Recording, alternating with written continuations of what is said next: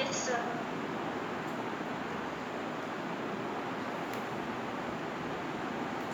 चलिए आगे आ जाइए, कहां तक लिखा है थे उस पॉइंट में? उस पॉइंट में बताइए कहां तक लिखा है थे? हाँ rotor circuit starting purpose. Okay, starting purpose, ठीक है, वो पॉइंट कंप्लीट हो गया। अब अगले पॉइंट में आ जाइए। यस। जो पहले आपको एक्सप्लेन किए थे कि क्यों स्क्यू रखते हैं, क्यों रॉड्स को तिरछा रखते हैं, क्या कारण बताए थे आप लोगों को? मैग्नेटिक इंटरन पकड़ने के लिए और मैग्नेटिक हमिंग साउंड को रिड्यूस करने के लिए। यस, बस आप उसी पॉइंट को लिख लेना है वर्ड्स में। तो अगला पॉइंट लिख लीजिए, अगला पॉइंट लिख लीजिए। The rotor slots are deliberately, deliberately का मतलब होता है जानबूझ के, DELIBRATELY, DELIBRATELY, डेलिबरेटली का मतलब होता है जानबूझ के। Rotor slots are deliberately and purposely, purpose से बना purposely, given a slight skew, skew का मतलब होता है तिरछा कर देना, a slight skew, skew का मतलब होता है तिरछा कर देना।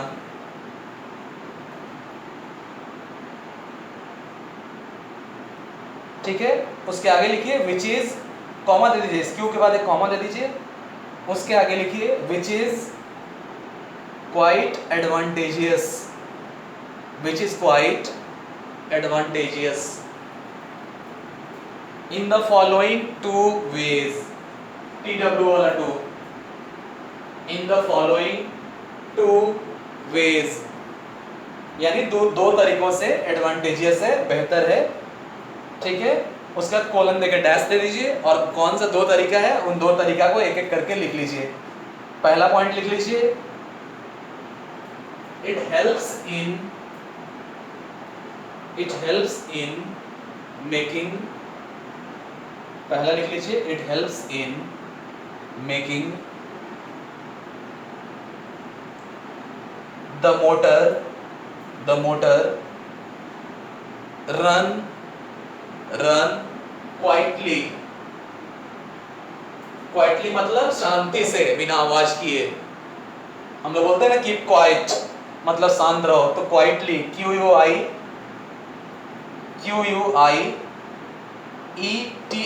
क्वाइटली, बाय रिड्यूसिंग मैग्नेटिक हम, HUM, बाय रिड्यूसिंग मैग्नेटिक हम। सेकेंड पॉइंट में आ जाइए, it helps in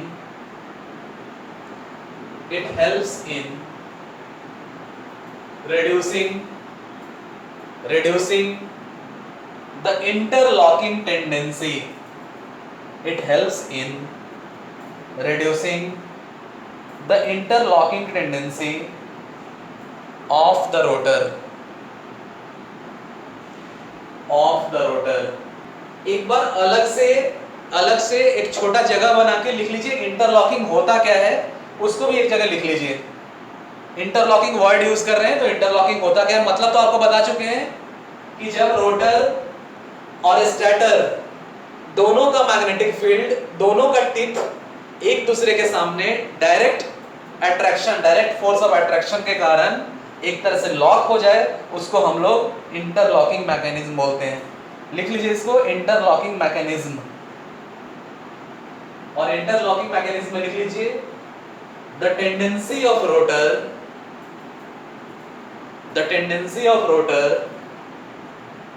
to remain under, या टेंडेंसी ऑफ रोटर टिथ कर लीजिए, TEETH, tendency of rotor teeth. जैसे होता है ना, जब भी स्लॉट्स हम लोग काटते हैं, जब भी किसी सर्कल में स्लॉट्स हम लोग बनाते हैं तो दो चीजें बनती हैं। ये देखो स्लॉट्स बना हुआ है ना, तो दो चीज बन रहा है, एक स्लॉट, दूसरा टिथ। ये आपका टिप है, जो उठा हुआ पोर्शन है ये टिप है, और जो अंदर गहरा किया हुआ पोर्शन है ये स्लॉट है, ये स्लॉट है, ये टिप है। तो जो उठा हुआ पोर्शन है ये टिप है, और जो गहरा किया हुआ पोर्शन है ये स्लॉट है। तो टिप के बारे में चर्चा हो रही है, ठीक है। तो लिख लीजिए, the tendency of the rotor tip to remain under the stator tip due to direct magnetic attraction, due to direct magnetic attraction between the two। फिर से बोल दे रहे हैं, लिख लो, the tendency of the rotor tip to remain under the starter tip due to direct magnetic attraction between the two TW वाला 2 is known as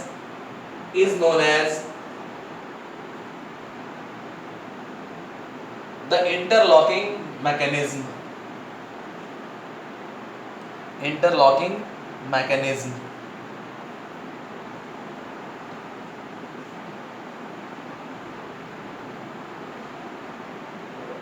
ठीक है।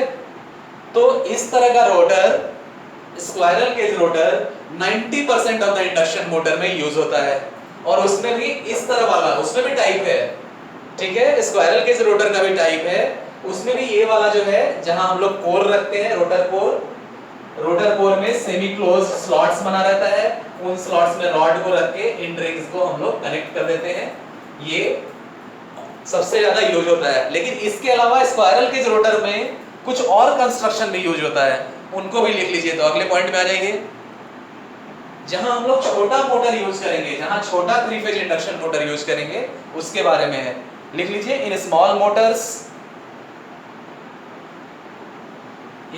Motors.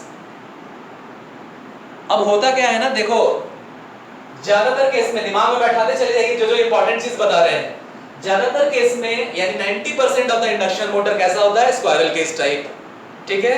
Squirrel cage में मेनली ज्यादातर केस में यही रोटर हम लोग यूज करते हैं, यानी जहां कोर हो, कोर में सेमी क्लोज स्लॉट्स बना हुआ हो, वहां रॉड लगाएं, और रॉड लगाने के बाद इन रिंग को वेल्डिंग करके जोड़ दें, या बोल्टिंग करके जोड़ दें, या ब्रिजिंग करके जोड़ दें। 3 तरीका है जोड़ने का, ठीक है।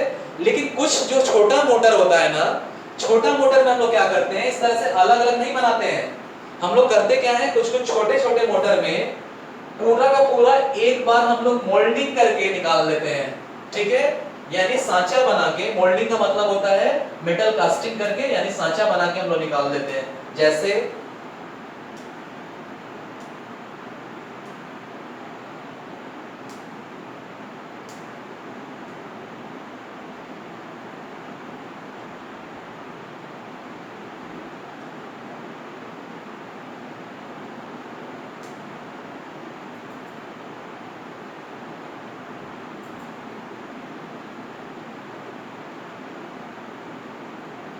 जैसे ये हो गया, तो पिछले केस में हम लोग क्या करते थे, आपका कोर था, कोर में सेमी क्लोज स्लॉट्स दिया हुआ था, उसमें पहले रॉड को डालते थे, रॉड अलग हो गया, यानी मेटल बार्स अलग हो गया, मेटल बार्स को हमने डाल दिया, फिर जाके इन रिंग को ले जाके हम लोग कस देते थे 3 तरीका से, वेल्डिंग करके या बोल्टिंग करके या ब्रेजिंग करके। लेकिन यहाँ क्या होता है, ये पूरा स्ट्रक्चर एक ही है, यानी मेटल को पिघला के एक सांचा में डाल के ये पूरा हम लोग कास्टिंग करके स्ट्रक्चर निकाल दिए, यानी सब एक ही स्ट्रक्चर है, अलग अलग नहीं है। अब रिंग अलग नहीं है, रॉड अलग नहीं है, एक ही बार ये पूरा तैयार स्ट्रक्चर ही हम लोग मेटल कास्टिंग करके बना दिए। यानी कास्टिंग का मतलब होता है सांचा। तो एक मोल्ड को लिए, सांचा को हम लोग इंग्लिश में मोल्ड बोलते हैं, एक मोल्ड को लिए, इस मोल्ड में हमने मोल्टेन मेटल को डाला, पिघले हुए मेटल को, और पिघले हुए मेटल को डाल के उसको ठंडा होने दिया, कूलिंग होके वो सॉलिडिफाई हो गया, पहले मोल्टेन मेटल था, सॉलिडिफाई हो गया, उसके बाद उस मोल्ड को तोड़ दिया जाता है और इस तरह आपका निकल गया। यानी ये पूरा का पूरा एक सिंगल पीस है, ये पूरा का पूरा स्ट्रक्चर एक सिंगल पीस है। यहाँ रॉड को ले जाके अलग से रिंग में कसा नहीं गया है, ये सब सेपरेट नहीं है। जैसे पिछले वाले में सेपरेट होता था, रॉड को लगाते थे फिर रिंग को लगाते थे, यहाँ एक ही ढांचा में, एक ही सांचा में हम लोग मेटल को कास्टिंग करके निकाल दे रहे हैं। इसी के बारे में ये पॉइंट है। तो लिख लीजिए, इन स्मॉल मशीन्स कॉमा देके आगे लिखिए sometimes the rotor is made by placing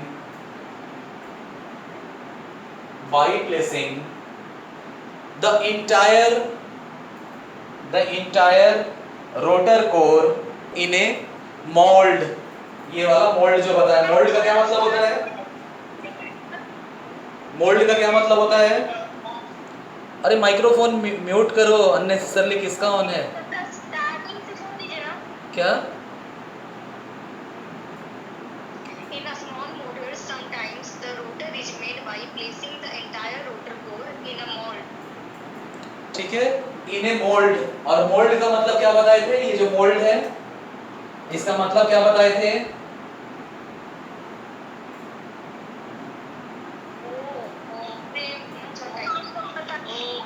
क्या बताए थे? सांचा बताए थे, यानी जिस सांचा में कास्टिंग करते हैं। सांचा बताए थे जिस सांचा में कास्टिंग करते हैं, मोल्ड। जैसे मूर्ति भी बनता है ना, मूर्ति हम लोग बनाते हैं मेटल का, तो मेटल का मूर्ति बनाने से पहले मिट्टी का सांचा बना देना पड़ता है, मिट्टी का सांचा, और उस सांचा में होल रहता है, उस होल में पिघला हुआ मोल्टेन मेटल को डाला जाता है। मोल्टेन मेटल को डाल दिया गया, ठंडा होने दिया गया, सॉलिडिफाई होने दिया गया, और जैसे ही सॉलिडिफाई हो गया उसके बाद उस मिट्टी के सांचे को फोड़ के हम लोग निकाल लेते हैं। ये कास्टिंग का नॉर्मल प्रोसेस है। तो ये मोल्ड जो है उसी के बारे में है, entire rotor core in a mould and casting all the bars and end rings in one place and casting all the bars and end rings in one place as one set देखो एक set की तरह हमने इसको निकाल दिया। अब ये पूरा का पूरा एक सेट है, इन रिंग को लिए हुए पूरा मेटल बार्स सब एक ही सेट में बना हुआ है। यहाँ अलग अलग रॉड्स नहीं है, अलग अलग रिंग्स नहीं है, सब एक साथ कास्ट करके हमने निकाल दिया। तो कुछ छोटे मशीन में ये भी हम लोग यूज करते हैं। ये सब किसका टाइप है? स्क्वायरल केज रोटर का टाइप है। तो दो टाइप हमने देखा, एक जो सबसे ज्यादा यूज करते हैं जो ऊपर है, एक जो स्क्वायरल केज। तो पहले समझ लेना है कि इंडक्शन मोटर में सबसे ज्यादा स्क्वायरल केज रोटर यूज करते हैं, और स्क्वायरल केज में भी सबसे ज्यादा ये वाला रोटर यूज करते हैं जहां कोर रहता है और कोर के अंदर स्लॉट्स बना रहता है सेमी क्लोज्ड। लेकिन कुछ छोटे मशीन में उस तरह भी करते हैं जो अभी बताया कास्टिंग वाला, और कुछ मशीन में इससे भी अलग चीज करते हैं। ये लास्ट वाला पॉइंट लिख लीजिए, इसमें लिख लीजिए। और ये भी स्क्वायरल केज का ही टाइप है, स्क्वायरल केज रोटर का ही टाइप है। इसमें लिख लीजिए in some machines another form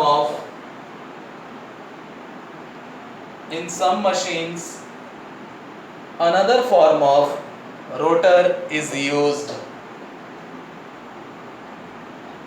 comma देके आगे लिख लीजिए which consist of a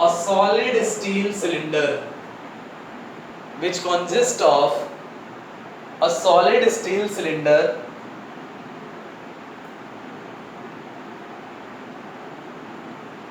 without any conductors or slots at all।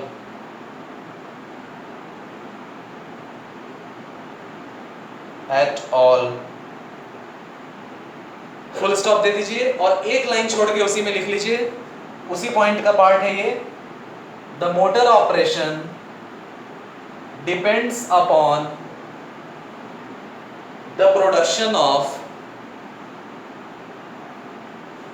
Eddy current, eddy current. तो होता क्या है, हमने जाना स्टार्टिंग से कि इंडक्शन मोटर का रोटर जो है दो तरह का होता है, एक स्क्वायरल केज और एक वाउंड रोटर। अभी हम लोग पहला टाइप ही पढ़ रहे हैं, यानी स्क्वायरल केज पढ़ रहे हैं। स्क्वायरल केज में दो टाइप ऑलरेडी हम लोग देख चुके हैं, एक टाइप ये जो सबसे ज्यादा होता है, और एक टाइप इसके बाद जो बताए जहां कास्टिंग करके मोल्ड लेके उस मोल्ड में मोल्टेन मेटल को डाल के कास्टिंग करके पूरा का पूरा एक सेट में निकाल लेते हैं। तीसरा टाइप वो होता है जिसमें एक सॉलिड सिलेंडर हम लोग यूज करते हैं, ठीक है, सॉलिड सिलेंडर यानी समथिंग लाइक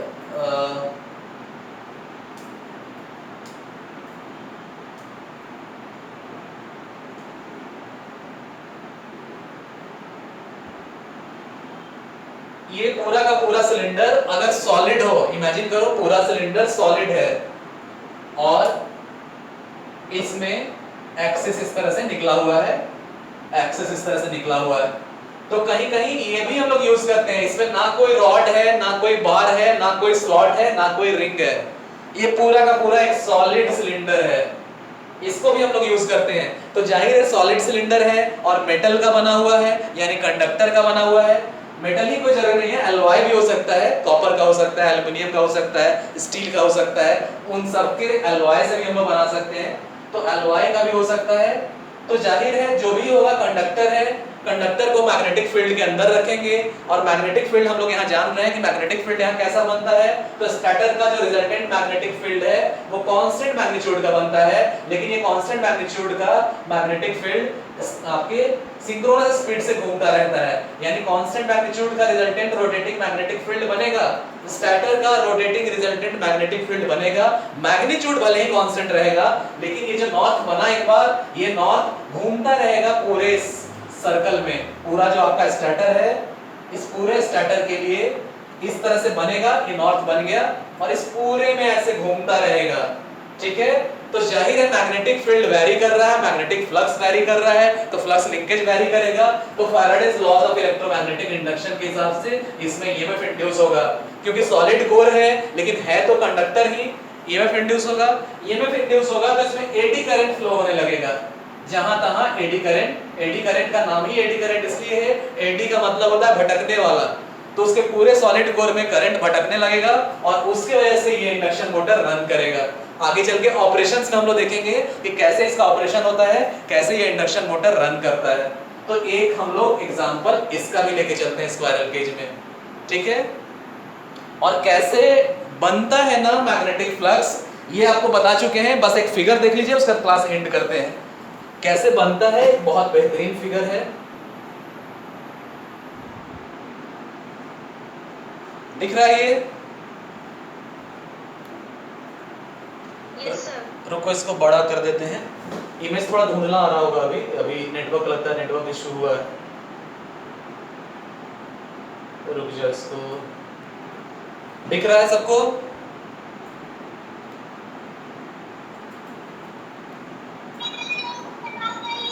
दिख रहा है सबको?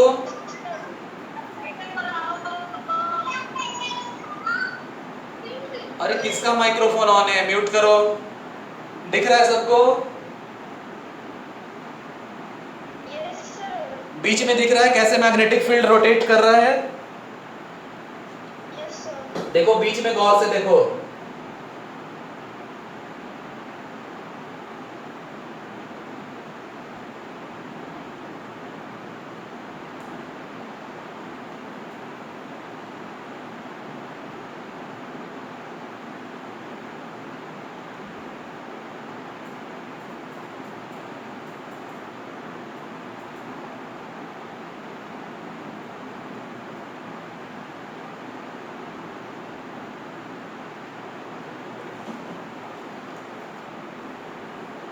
तो इस तरह से इंडिविजुअल नॉर्थ और साउथ बन रहा है, इंडिविजुअल नॉर्थ और साउथ बन रहा है।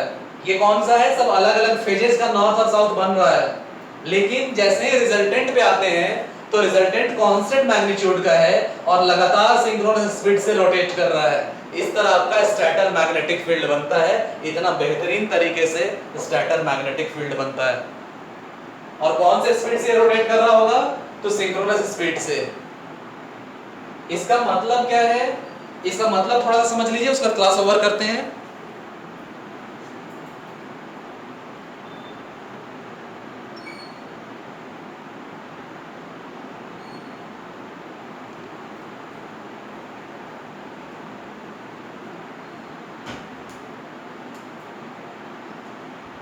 होता क्या है ना कि ये जो स्टैटर है,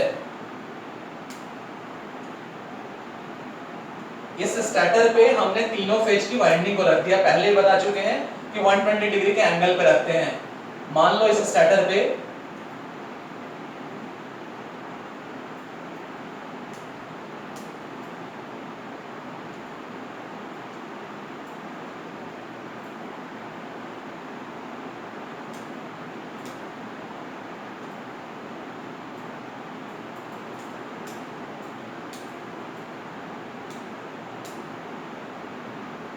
इस स्टैटर पे आर फेज को हमने रख दिया,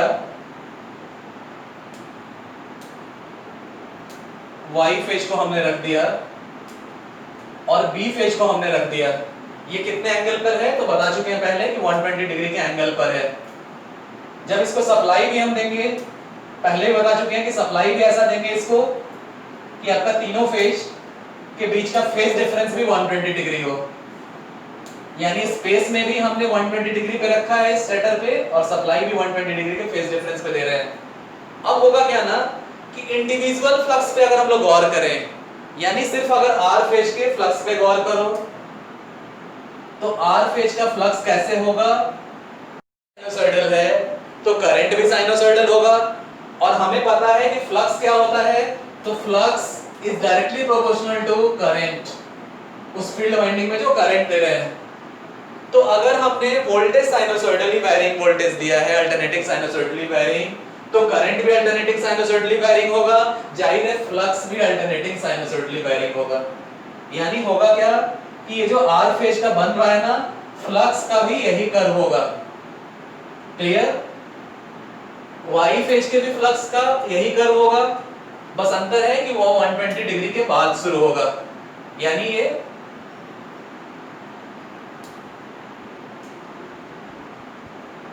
बस अंतर है कि वो 120 डिग्री के बाद शुरू होगा, यानी ये यहां से शुरू होगा। ठीक है?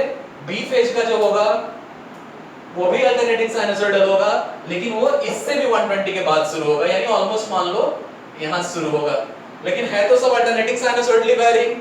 तो अगर फ्लक्स पे गौर करो, फ्लक्स पे गौर करो, ये मान लो ये तो आपका पॉजिटिव साइकिल है, तो मान लो इसको हमने ऐसा डिजाइन किया, इसको हमने ऐसा डिजाइन किया कि इस तरह से दो कंडक्टर के बीच में कॉइल बन रहा है और कॉइल में इस तरह से करंट जा रहा है, इस तरह से करंट जा रहा है, जिसकी वजह से मैग्नेटिक फील्ड क्रिएट हो रहा है। और जाहिर है ऐसे हम लोग रखेंगे तो हम लोग देख रहे हैं कि नीचे की तरफ नॉर्थ बनेगा।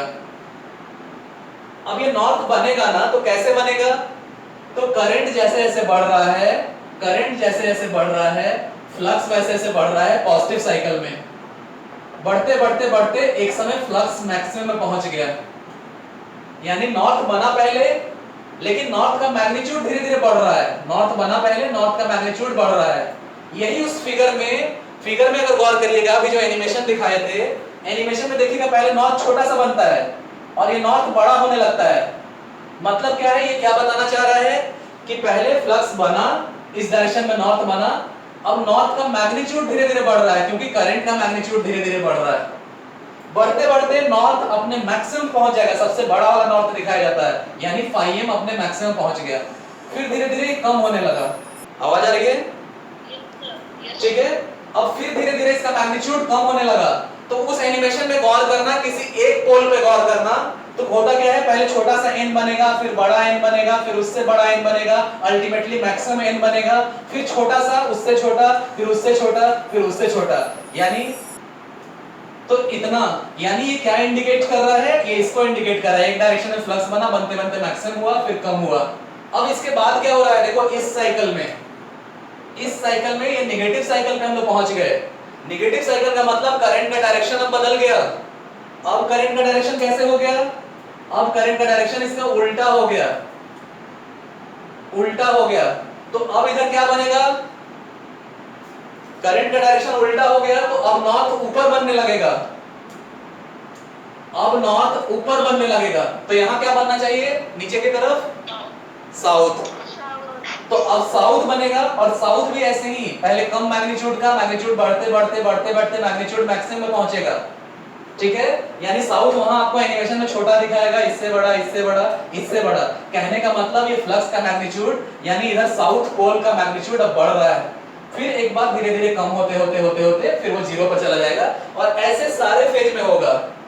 ये इंडिविजुअल फ्लक्सेस अलग अलग फेज का इस तरह वैरी करता है, लेकिन जब तीनों फेज का, जाहिर है पहले आपको बता चुके हैं कि सिमिलर क्वांटिटी जब एक साथ वर्क करे तो हमें अल्टीमेट क्वांटिटी किसे लेना रहता है, उन सबके रिजल्टेंट को।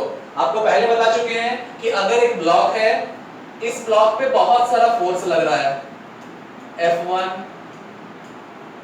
F2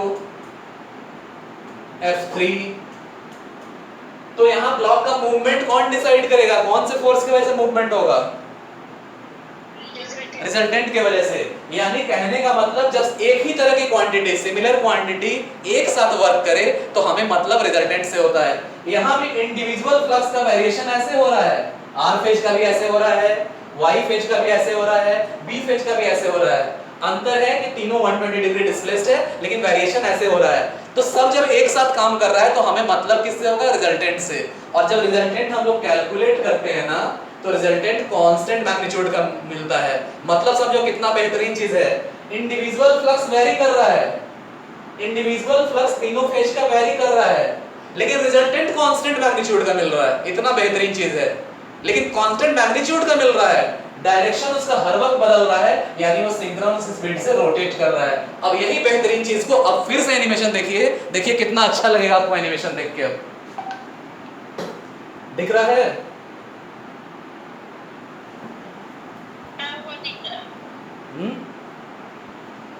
दिख रहा है, बोलो रिप्लाई तो जल्दी जल्दी।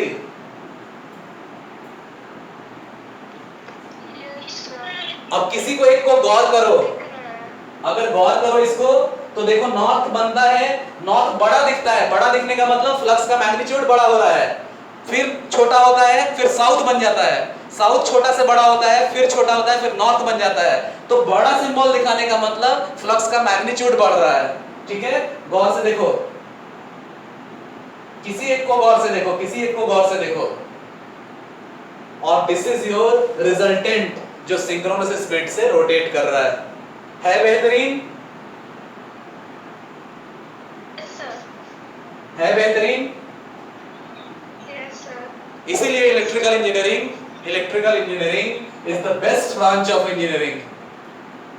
इतना बेहतरीन है सब कुछ यहाँ। Is that clear?